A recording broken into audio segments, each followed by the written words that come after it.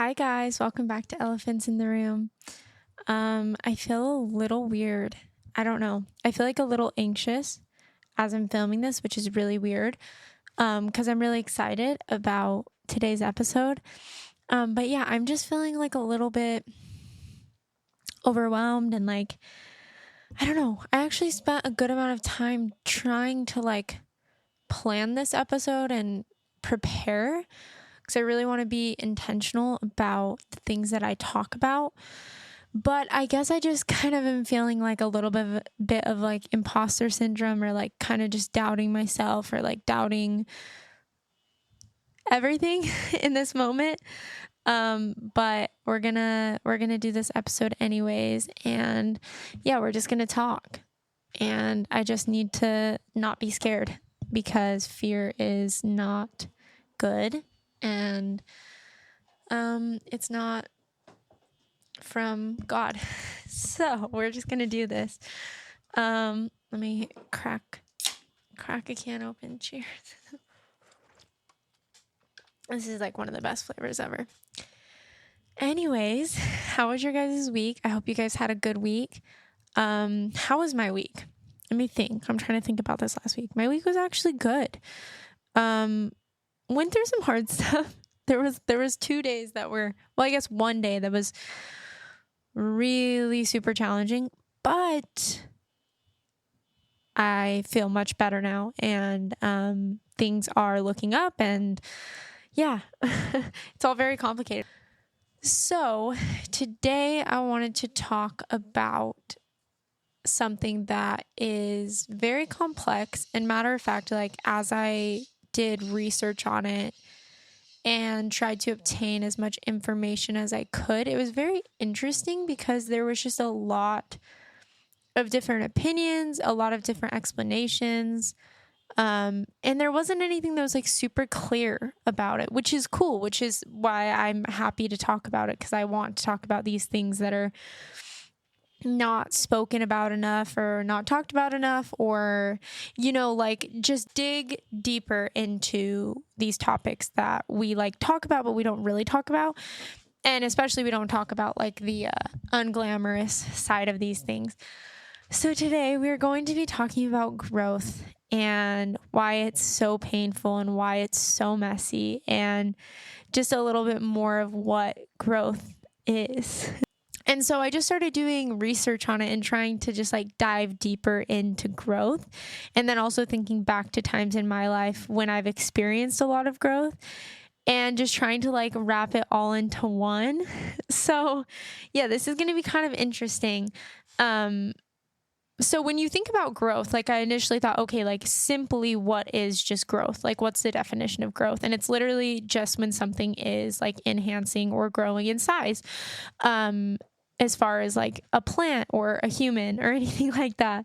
But then I thought about it in the sense of what is growth emotionally or physically or mentally, what are all these terms, and what does growth look like in those areas? So when we think about like physical growth, like I said, physical growth is when like literally you are growing in size. So that could be like when you're a young kid and you're going through puberty and your body is having these changes, and like you are physically growing every day. You're getting taller, your nose is getting bigger, your feet are getting bigger, like you are physically growing.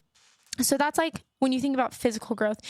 Even another definition or term for physical growth would be like our muscles. So like, as everyone knows, there's always like the cliche saying of like, you have to like tear your muscle down and, kind of break it a little bit to be able to have it grow back stronger. And that's true. That's literally like what you do when you exercise, when you weightlift, or do any type of classes. Like you are literally breaking down your muscles for them to then grow back stronger. So that's physical growth. What is personal growth? Personal growth is a process of both understanding yourself and pushing yourself to reach your highest potential. So when I think about personal growth, I kind of think about like in a career sense, or goals, or different things like that. Like we are growing, I guess like our understanding, our knowledge, all these different things, and kind of pushing ourselves to reach this higher version of ourselves, I guess. But that's also complicated because it's like, what does that even really mean? And like, I guess it's just like, what do you think? What do you define as your highest potential? And I think that that's different for people. Like, I think, for me, it used to be about money and success and, like all these life achievements, like getting married and getting to the next level of whatever it is. A lot more of like materialistic things in this world, which I don't think are bad things to want to grow towards, but I also don't think that that's like what matters to me and what I really want to grow towards. Like, that's not what my purpose is in this life.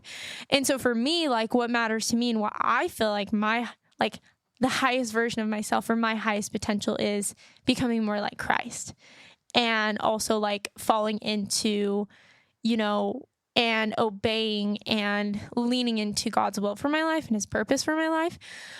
So I don't necessarily see those things as much as growth as I used to. Now, I think those things are still a part of growth, but yeah, just kind of trying to break down to help you guys understand. So there's like personal growth, and then there's emotional growth.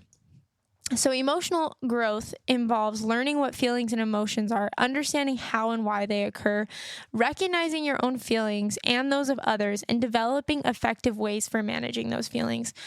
So I think a lot of that can happen in therapy and, through reading the Word of God. I think that can happen through just informing yourself, gathering as much knowledge you can about psychology, about how the brain works, about how emotions work, and just the healthiest ways to deal with them.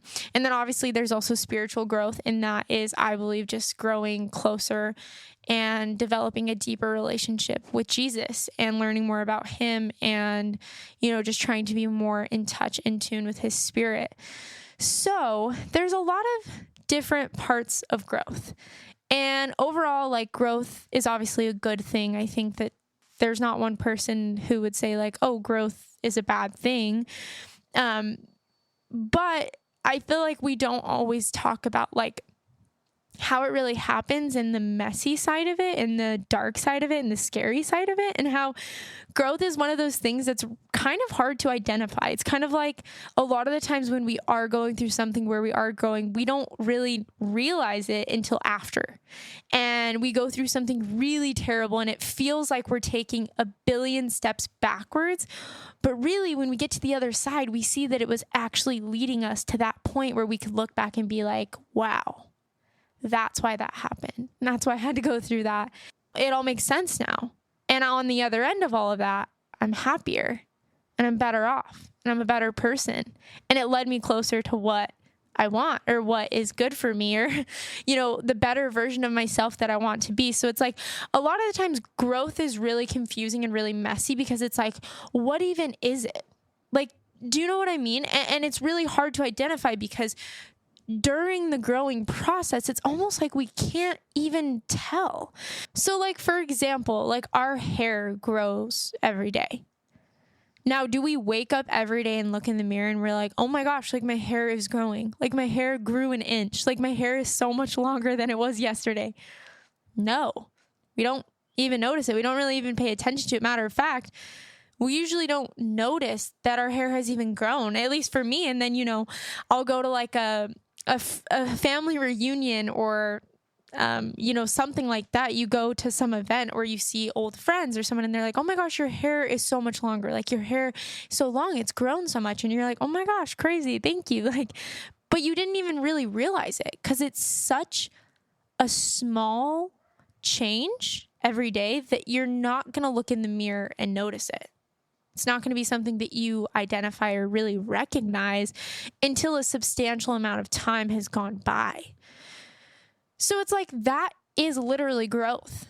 Like when we are going through things, it definitely, especially on like an emotional and personal level, a lot of times when we are going through something and we are growing through something, we just don't see it. We don't realize it. And another part of this is that when you think about physical growth, part of the reason that we don't see the growth every single day is because we're also not seeing what's going on behind the scenes. Does that make sense? So it's like when you think about your hair growing, I don't even know the science behind that. I don't even know how the follicle grows.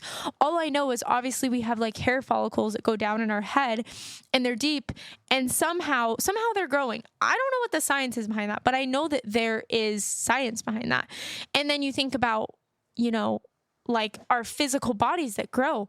When we go to sleep at night, like our bodies are doing crazy things. They are healing, they are recovering, they are resting. When you are asleep, when you are resting, like your body is so powerful and just beyond, I don't know the science behind how all of those things happen, but physically we are literally growing while we are sleeping. But are we seeing the process of that? No. So we don't really like recognize it because we don't really know how we got there. We don't really know how, like, when we were asleep, you can't see yourself sleeping and see all the things that your body is doing. So you're not witnessing it. So when you wake up and you've grown, you don't really notice it. And so it's like, I think that that's one of the reasons it's really hard to identify when we are growing, because there is a process. And it may not be what you think it is. It may not look the way that you think it's supposed to look. And so it's almost like bigger than us in a sense. And so I think that that's sometimes why when we do have growth in our lives, whether that's, emotionally or personally or spiritually or whatever it is, or just as a whole, we're not quick to identify it. And we're not quick to identify it because we don't understand how it actually happens. And even to this day, now that I have grown, there are times when like I have like a full circle moment and I'm like, oh my gosh, wow, I'm glad I went through that. Like that was so hard. But like, oh my gosh, look, now I know how to do this and now I feel this way. And I can't even trace back to how it really began. Like I can, but there were so many little parts that led me to that moment. And so it's just like so much bigger than us, if that makes sense. And like, here are some ways that we can grow. So like we can grow in empathy, we can grow in knowledge, we can grow in compassion, kindness, strength, maturity, loyalty, resiliency. I don't know if you guys have ever heard that term, but people always used to tell me growing up that I was really resilient. And growing up, I kind of took it as a compliment, but now I'm like, or I was just going through really hard stuff all the time and I had to bounce back, but I didn't want to. Like, so resiliency is like when you do face opposition or trials or anything, you bounce back really quick. So you like recover really fast. And I think resiliency is a good thing, but I also think that it can be kind of a cover up for our bodies being in fight or flight or in survival mode and having to recover and not actually getting the proper rest or recovery that that we need, whether that's physically or emotionally. So I think that was a lot of my life is I was resilient, but I was really just going through really hard, painful things that I shouldn't have been going through, but I had no choice to just shove it down and keep going.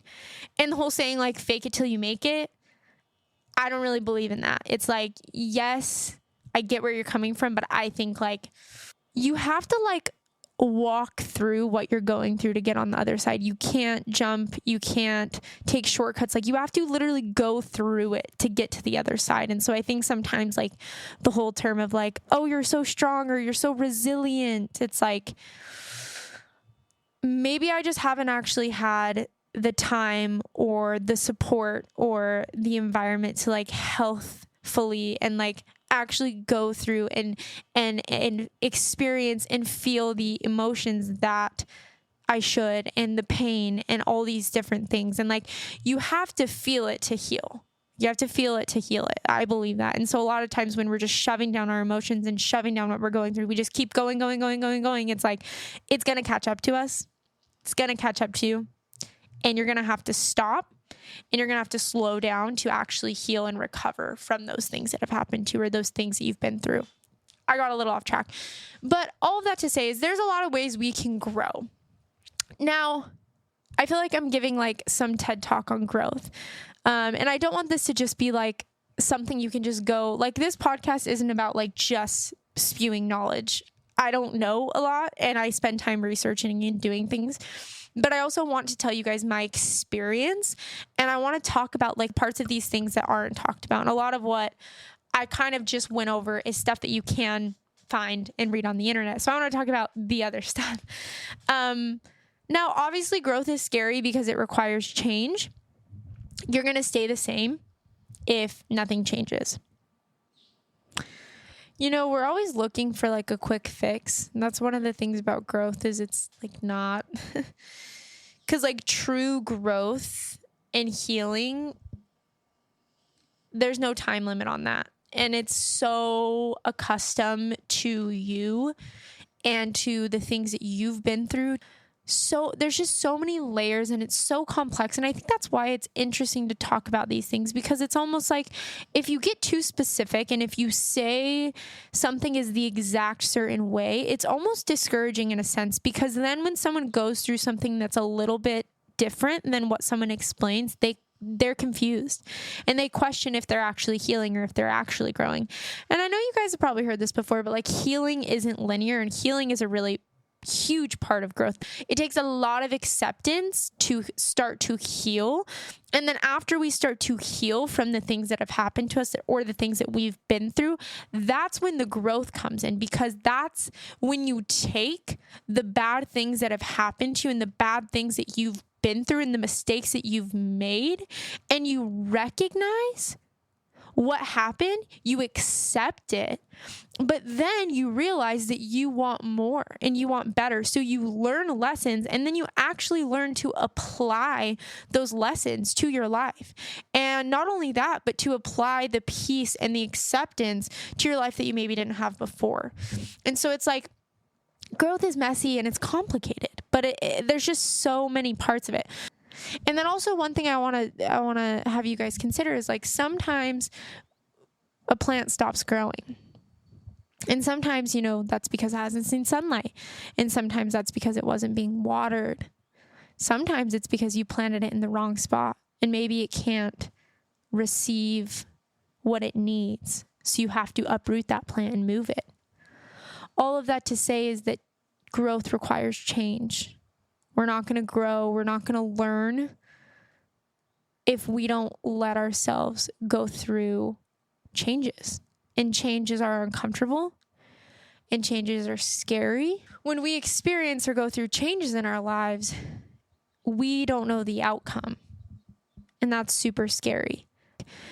Change is scary, but so is staying in a place you know that you don't belong. And I mean, that's just like the theme of growth. Sometimes it's easier to stay somewhere that you're comfortable than to go somewhere that you just don't know. Like the fear of the unknown is real. And so a lot of the times we come to a place of stagnancy. So like we're not growing, we're not learning, we're not moving. We've reached the highest amount of growth we can in a specific place. And we choose to stay because we're scared of the unknown. But if we were to just take a step forward or take a step to the other side or take that, you know, that seed and uproot it to a different place where it has more sunlight and it has more exposure to water, it would grow bigger and bigger and bigger and more beautiful. And that's just like us. And so it's like sometimes we have to change something. We have to change our environment. We have to change our perspective. We have to change our habits. There's certain things that we have to change to be able to experience growth. And those things are scary. And so I think about times that I've had to grow in my life, and there's been a lot. I mean, growing up, like I was very naive and I loved people to a fault. I was loyal to a fault. And I didn't love or respect myself. And there's a lot that goes into that. You know, and it sucks, but it's like we have to sometimes learn the hard way. You know, it'd be so nice if like someone could just come to us and be like, hey, don't do this and don't do that and don't do this. And like, you're never going to have to face any hard things in your life. You're never going to have to hurt. You're never going to have to go through pain, you know, but the crazy thing is, I don't know about you guys, but even if someone tells you to do something or to not do something out of an effort to protect you, we usually don't listen. Why? We usually have to learn for ourselves. And that sucks. Like, I remember my therapist, when I first started going to her, she used to tell me these things. She'd say, like, Nicole, like, you know, you're not prioritizing yourself. You're letting yourself be mistreated. You're putting yourself in this situation. You know, this person is this and this person is that, and this isn't healthy, and you need to remove yourself from this and you need to do that. And I was like, yeah, but this, or but I love them, or but this, but that. And I tried to come up with these rationalizations because I was so scared of losing what I knew, and I was so scared of losing what I thought was for me and what I thought I wanted. And it felt like if I let go of those things and those people, that it was the end of the world and that it was the end of my life. And that I would never experience joy, and that I would never be happy, and that I would never get or gain what I lost. And I was so scared of that. And so what she would do is she would say, okay. And she would set me up in situations. So she would let me do the things that I wanted, even though she would advise me against them. And then when I would come in her office, I would explain to her, oh, I did this and then this happened. And she'd be like, that's really weird. Did I say something to you about that last week? And I was like, oh, I see. So you let me mess up? You let me literally mess up so I could actually see that what you said was true and that I was wrong? Oh. And she was like, why? Why do you think I did that? And she knew that I was stubborn. She knew that it was something that I needed to learn for myself. And so I had to go through these really hard and painful things for me to actually accept reality. Everything that I thought I lost was not a loss. And everything that I feared I would never have didn't really matter anyways. That's one of the beautiful things about losing everything when I got divorced and when I left my religion of 19 years, is that I had nothing. And when I had nothing, I realized that Jesus meant everything. And I also realized that without him, everything meant nothing. And that was a really crazy realization, because now, as I have a lot of the things I feared losing, I have the sweetest boyfriend who is imperfect, but fights for me every day and loves the Lord and leads me and loves me and takes care of me. And I have a job that I love. I'm literally able to do this. And it's just crazy. Like, I have these things that I've lost that I feared losing, but I don't see them the same way I used to. And what's beautiful about that is that I know that my joy and my happiness is not reliant on my circumstances. It's not reliant on my partner.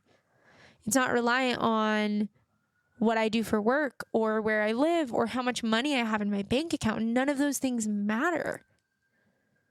They're great and they add fruit and beauty to my life, but without the source, without the root of God, without the root in Christ, I have nothing. Because nothing will fulfill me. Nothing will, fill the void that I have in my heart for him. And so it's like, when you have your roots in the right place and you know what really matters, everything else is an addition. And so you think about a tree. You think about a tree when it's rooted in the right place. It has stability. It has strength. It's not moving. So no matter what happens to the branches, no matter how many leaves fall off, the root remains and the tree continues to grow, and it continues to grow. I mean, when you think about an apple tree, it will continue to grow new fruit. If you cut off a branch, what happens? It'll grow another branch and more fruit will grow on it. And so it's like really beautiful to think about that. But what I want to talk about is my healing process and my process into growing, I guess. And the first step, which is interesting because it ties into everything we talked about, was breaking, was tearing me and my life apart and everything that I thought I knew. Grew up Mormon. It was all I knew. It was all I loved. It was my security. It was everything to me. And then I got married. When you get married, you make a promise to spend the rest of your life with someone. And it means everything to you. It's a huge thing. And so I built up this life. I built this, I let this tree grow. But the root wasn't in the right place and the tree wasn't producing fruit. And really, like metaphorically, if I look at my life, God came in and uprooted that tree, planted a new seed, put me in a new place, and rooted me in him and started to grow this tree. But I lost everything that I had, every branch, every fruit that I thought was so good, the best fruit. And it wasn't. And I had to start from scratch. I lost everything. And I want to talk about that time because that time was really dark. And that's what this podcast is about, guys. Like, this podcast is not about, like, let's talk about growth. Let me read the definition of growth to you. No, like, let's talk about the scariness and the deep parts. And I'm trying to understand how to describe this best to you guys. But guys, like, when that happened, number one, I'll tell you this much. I never thought that I would look back and say, wow, I'm glad that happened to me. And I'm glad that I walked away from that. I'm glad that I lost that. Oh, you could have not convinced me. If you were to talk to Nicole 6 years ago and told her that, oh, so you're going to get married in the temple and, you're going to have everything that you thought you ever wanted, and then it's all going to be taken away from you. And then you're going to be happy that it happened. I would have laughed in your face. I would have laughed in your face. And there was so much resistance. Like, let me tell you guys, let's just really dive into this. When I left the church and got divorced, which were, all at similar times. It was all, I got married at 18 and I left the church at 19, and I also started slowly, the divorce process or separation around that time as well. It's very complex, but I was miserable and I was in denial, and I was so resilient to any change being made. I held on to my religion and to my marriage with all of my might, with every hand, every finger that I could grab and hold on to it. I did. I did not want to let it go. And even as God was showing me that the fruits that it was producing were bad and that the root of it was not correct, it was not rooted in the right soil with the right seed, and it was breaking apart, I was persistent. I believed that it could get better. And I believed that if there's one little good part of this, then I can save it, and I can produce goodness out of this. Like, I was just not ready. I was not ready, and I was not willing to give up what I thought I needed and what I thought I wanted and what I thought was for me and what I thought, the plans I had for my life. And God had different plans. Very different plans might have had. Nothing I would have ever expected. That initial part of my healing and growth journey was really terrible.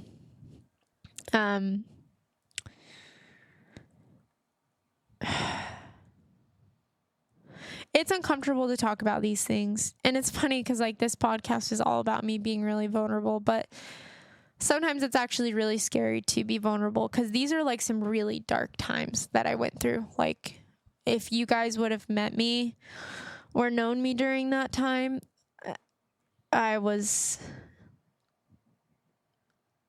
like miserable. But yeah, when my marriage started to fall apart and when I started to see some of the false doctrine and some of the things going on within the church, and the Lord started to pull on my heart to open my mind to other things, I was very resilient. Matter of fact, I had a Christian boss at the time. So yeah, at the time I had a Christian boss when I had first started having marital issues.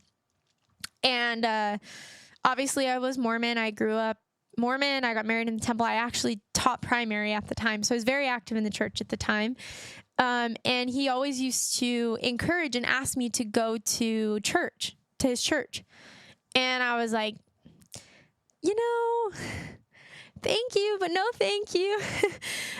Because I believed what I believed in was right.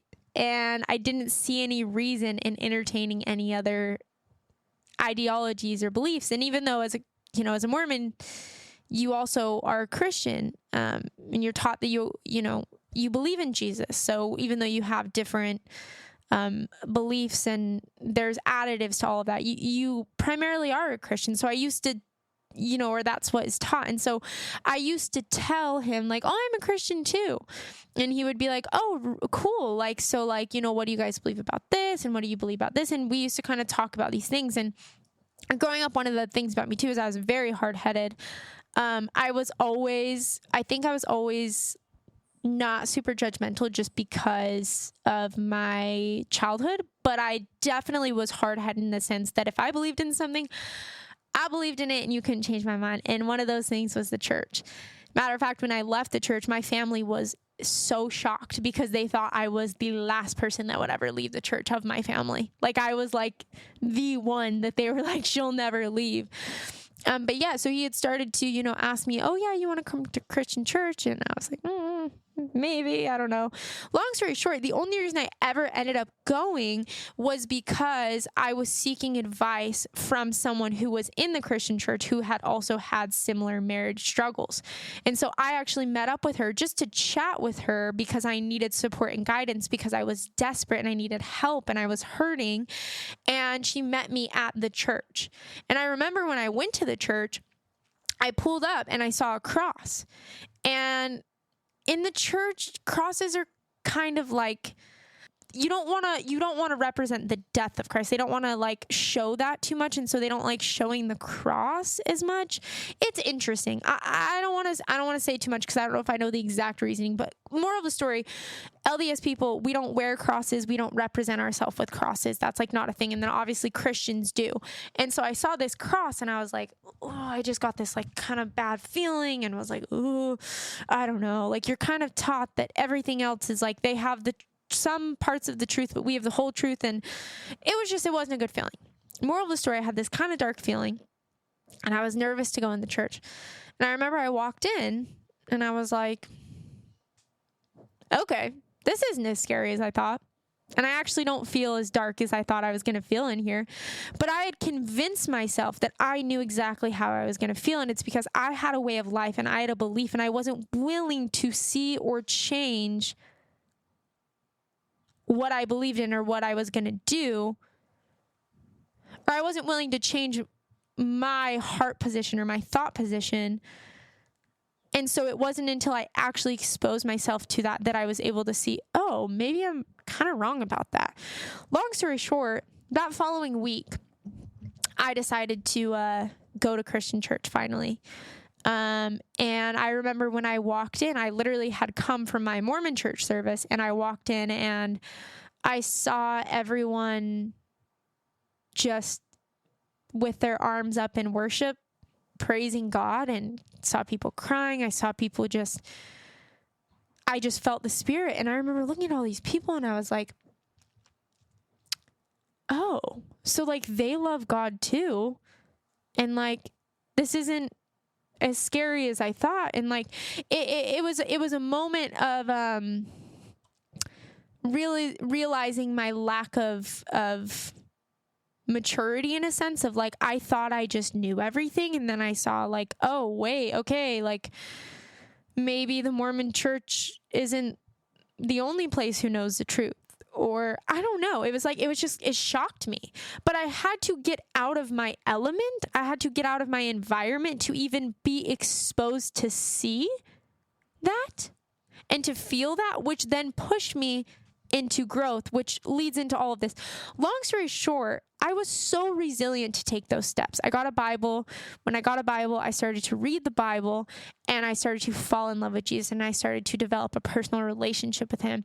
And then throughout that, I started to see the doctrinal things that don't align and contradict the teachings of the Bible.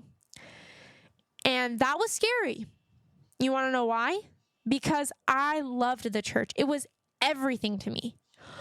Walking away from the church, even when I believed that I knew everything, was still scary because I knew I was going to lose a lot. I knew I was going to lose respect. I knew I was going to lose trust. I knew that I was going to be judged. I knew that I was going to lose community.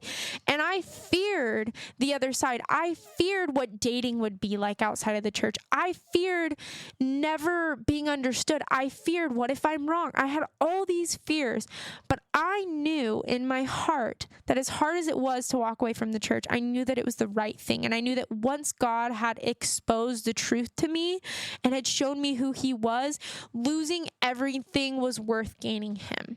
With that being said, this was sleepless nights. This was moments of anger, tears, sobbing, crying, confusion, empty prayers where I would pray and I would feel nothing and I would hear nothing, and I was full of confusion and anger. Like, I didn't get to that point by sunshines and rainbows. It was a messy, scary, dark journey. It was. There was a lot. There was so much that went into it. And same thing for my marriage. I did not finally accept and walk away until I had exhausted every single option. I did not want to give up. And even though God kept showing me and the bad fruits and all these things, and I kept having to be slapped in the face by these hard life lessons and being hurt and being all these things, and I don't want to get into details, but after just going through it, I finally had to let go and be like, I have to let go of this. But guess what? That was sleepless nights. That was me driving in my car, crying at the top of my lungs, asking why. That was me mad at God, confused as, why would you put this person in my life? Why would I marry this person if this is going to happen? And I was mad at God for a really long time because I believed, when I first gave my heart to the Lord and I started to pursue him, I full-heartedly believed that he would heal my marriage. Let me tell you something. When that fell apart,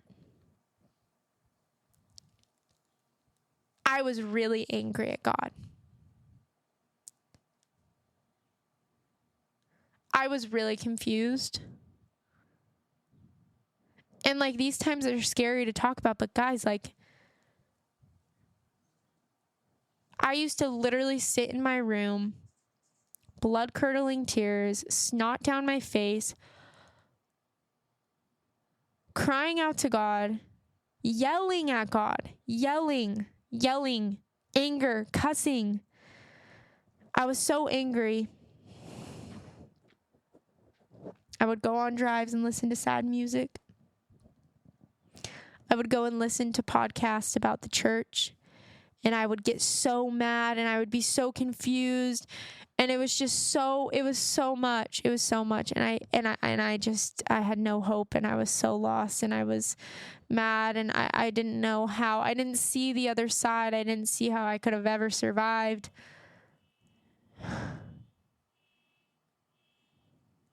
I didn't really think I was going to share some of this today, but here we are. When I tell you guys, I went through a season of depression. I went through a season of just so much hopelessness.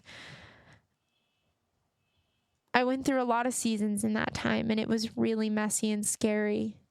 And I went through self-hatred. I went through a lot of insecurity, a lot of anger, a lot of confusion, a lot of doubt, a lot of questioning, a lot of bitterness, a lot of everything. Bargaining. And on that note, I want to talk about the some of the stages of grief and stages of healing. Denial, which I was in that stage for a really long time, and that stage looked like a lot of just resistance from me to accept reality. A lot of the times when we are in an unsafe place, in a toxic relationship, in a toxic work environment, in a toxic religion, in anything that is hurting us and anything that is not good for us, it's really easy to only focus on the good things and to ignore the bad things. And it's not to say that anything or any relationship that you will ever be in will be perfect. But if there are no good fruits, and if the root is not in the right place, you may have to consider removing yourself, uprooting everything that you've built. Because you may not be able to grow anymore where you are. So there's denial. Then I went through anger. I was angry at myself. I was angry at the people who hurt me. Angry at my parents. Angry at the church. Angry at my marriage. Anger. I was angry. Angry at God. Anger. Angry at myself for the ways that I thought I had ruined things. Angry and self-critical, thinking of all the ways that I could have done something different, which leads into the next step, bargaining. Well, if I just do this, or if they just did this, or if I would have just done this different, or if they would have just done this different, or if this was different, or if maybe they changed this, or maybe if that, you go through this bargaining. You guys know what bargaining is, right? It's like an exchange. You try to bargain these things. Well, maybe if I give this. And I went through that like so much, even with the church, because I would sit there and say, well, the church is good. They do good things. They teach about Jesus.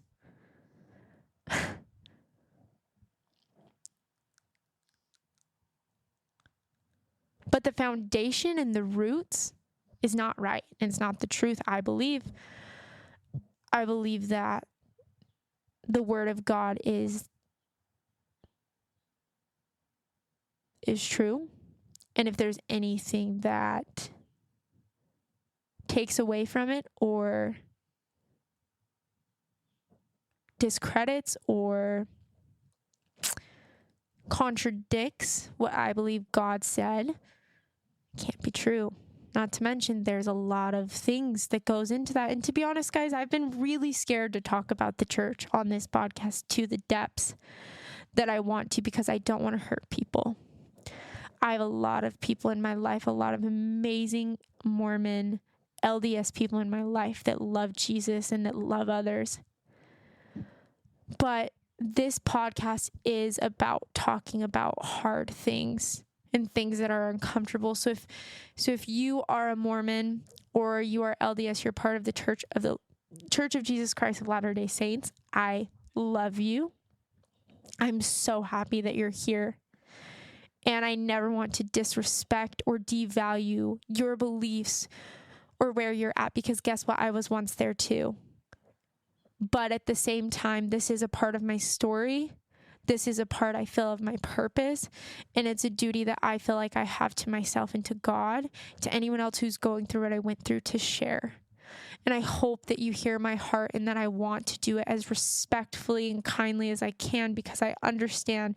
And even now, if someone gets, on me and talks about what I believe in and talks poorly about Christians it's hard. It's hard. I get it. So I just hope you know my heart here, and I hope you know that my efforts is to bring light to these dark places that we don't talk about, that are uncomfortable and scary, and trying to navigate through them with grace and love. So I hope you hear my heart on that. All of that to say, I didn't want to leave the church. I did not. But I did. And it was an essential part of my growth and my healing, and it led me to where I am today. And if I would have never gave up the church, and if I would have never walked away from my marriage and let go of the pain of that, and let go of the idealization or the bargaining of that, I wouldn't be where I am today. And if I wouldn't have cried myself to sleep every night for months and gotten in my car screaming, crying, cussing at God, thinking that I wouldn't even make it to the next day, going to work and physically wanting to die the entire time, having extensive conversations with people around me, trying to convince them as to why I shouldn't give up and why I shouldn't step away from the church. It was dark. I felt like I lost every part of myself. I felt like I had nothing, and it was just so much. I'm literally actually so even triggered talking about it, because it was such a scary time. But all of that to say, we want to talk about the beautiful parts of growth. We want to talk about oh, look, I've grown and I've learned how to set healthy boundaries, and I've learned to love myself, and I've learned, to be unique and not care what other people think. I've learned how to have healthy relationships. I've learned all these things. Look at where I am now. We want to show the fruits. We want to show the fruits of our growth, but we don't want to show how we got there, because it's dark and it's scary. So if you are going through something right now and you physically feel like you literally are not going to make it another day, I want to encourage you that I've been there before. If you are in a place where you feel like you'll never be able to love yourself again, you feel like you hate every part of you, you feel like you are not enough, you feel like there's something wrong with you, I've been there before. You're going to get through this. If you feel like there's no hope for your life, if you feel like there's no hope for your dreams, for your goals, if you feel like you're a failure, if you feel like you've messed everything up that you want, or that you've hurt someone else, or that there's no coming out of this, there is. I want to encourage you that if you are in your car every day, sobbing, crying, screaming, and you feel like you're not healing and you feel like you're not growing, you are. You literally are, because one day you're going to wake up and know it's never going to be perfect, and know you're not going to ever have anything figured out, and know you're never going to be fully perfect and everything's just going to be seamless, and you're not going to have any trauma, and you're not going to have any triggers, and you're going to be fully healed and fully recovered and not have any, never get triggered again, or never hurt again, or never be sad again. You can still be sad about the things you went through years and years later. That doesn't mean you haven't healed. It's that healing and growing is a continual, long process. And a lot of times there are things that we won't heal or recover from for a really long time, because we have to be exposed to a different part of us. And it may be in a new relationship, and it may be in a new job, and it may be in a new circumstance, and it may be in a new habit, it may be in a new environment. You don't know, but God does. God sees that. He sees the trajectory. He sees how you heal. He sees how you grow. And I am still healing and recovering from so many things and so many layers and so many details of my life. And it's complicated. But I just want to encourage you guys that it's really messy and it's not perfect, and it's healing and growing. If you just feel like you're not making any progress, I almost would say that that's when you are making progress, is when you feel like you're making no progress at all. Because it's through the dark, the really, really, really dark times, and through moving through those times that the light's going to shine through. And you just physically and emotionally and mentally just cannot get to joy and peace and acceptance and any of those things without going through the hard things. You literally have to go through them, which sucks. I think we all wish we could just go over them or under them or around them, but there's no shortcuts to healing or growing or anything. It's just really messy. Growing and healing is just really, really messy. And we're just doing it every day. And sometimes literally it takes us being so broken down, whether that's you individually or your relationship. It takes conflict and pain and deep insecurity and deep wounds to really dig in there to come out and heal. Because those dark things will never heal if they're never brought to light. So if there are wounds, if there are dark things, if there is pain, it has to come to surface for you to heal, for you to grow. Sometimes that's really painful. I would say most of the time, it's really painful.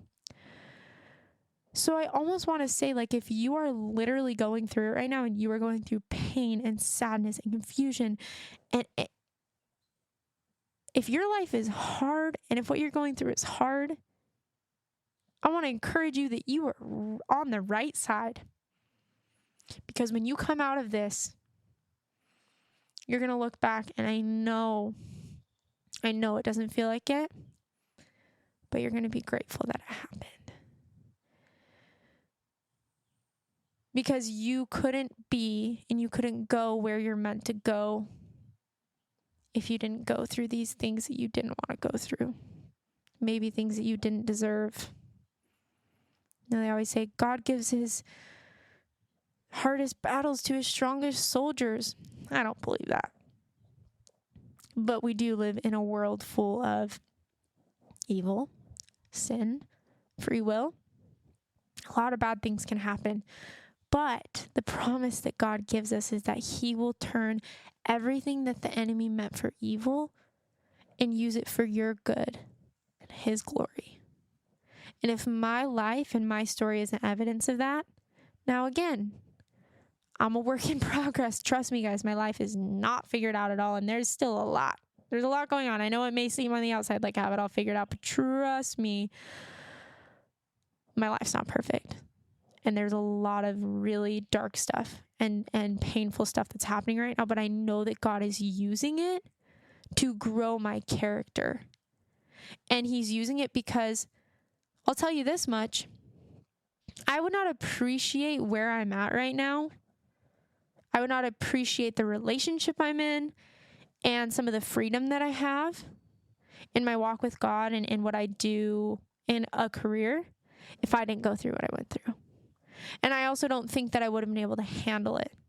And I'm still figuring out, hey, but I see that that was my preparation. I see that God used that to teach me and to mold me into who he needed me to be able to experience these things. And he's going to continue to do that.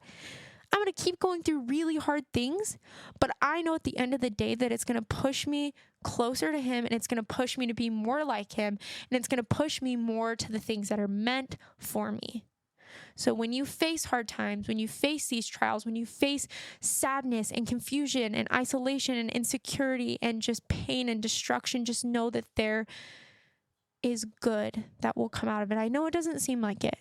I know that, but I promise you, I swear, we're all in it together. Now, I wanted to share this verse with you guys. And why do I not know where it is? Oh, gosh. I didn't write down let me see. I have to look this up real fast. Literally just looking it up on my computer. Isaiah 40:31. This is what God says. But those who hope in the Lord will renew their strength. They will soar on wings like eagles. They will run and not grow weary. We are not given the option to grow or stay the same, but to grow or be carried away. Guys, your strength comes from the Lord. Rely on Him. Rely on Him. I don't know if you know God. I don't know if you love God, but what I will tell you is that this world is too scary and too hard to try to fight off on your own. You need community, you need people, and you need to be rooted in something bigger than you. People don't like to hear this, but we are weak, but our weakness is made perfect in His strength.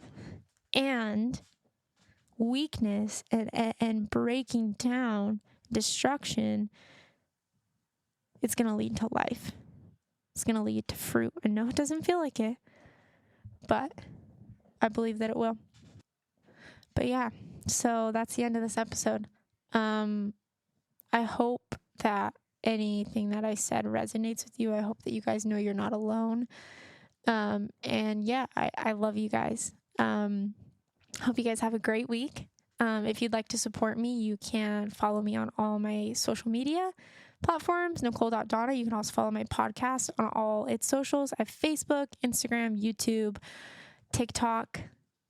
Yeah, I don't on Twitter, but I have everything else. So you can follow me on all of that at Elephants in the Room. You can leave this podcast a rating, give it a review, share it with a friend, share it on your social media.